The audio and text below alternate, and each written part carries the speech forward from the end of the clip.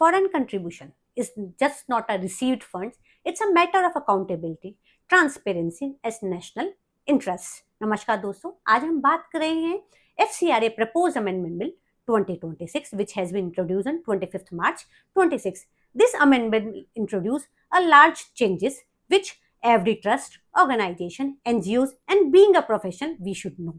Let's decode this amendment bill in within 2 minutes.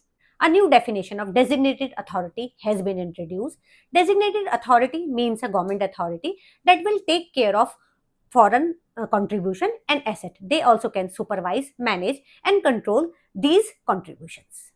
Now question comes, why this amendment is proposed?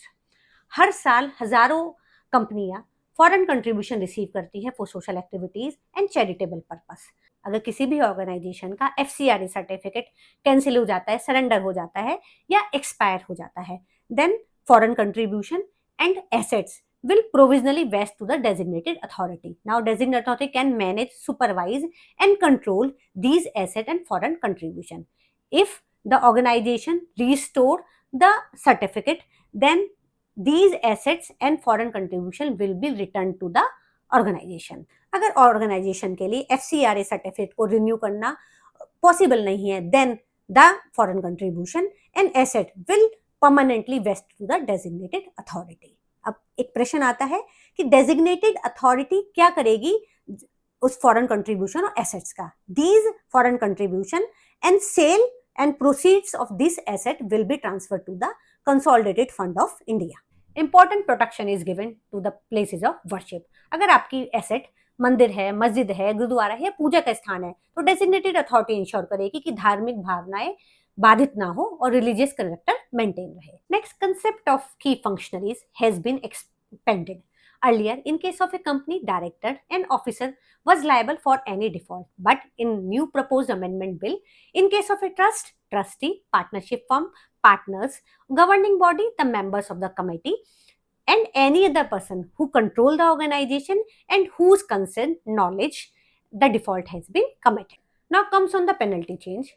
In earlier law, imprisonment was up to 5 years. Now it has been reduced up to 1 year. यानी कि criminal offences को कम किया गया है. Now comes on the investigation safeguard.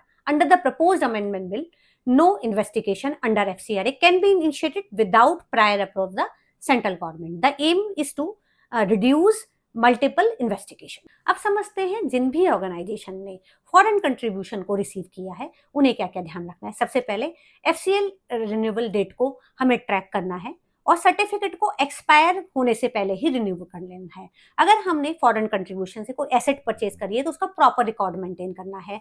Next, की functionaries को define करना है कि who will be liable in case of A default.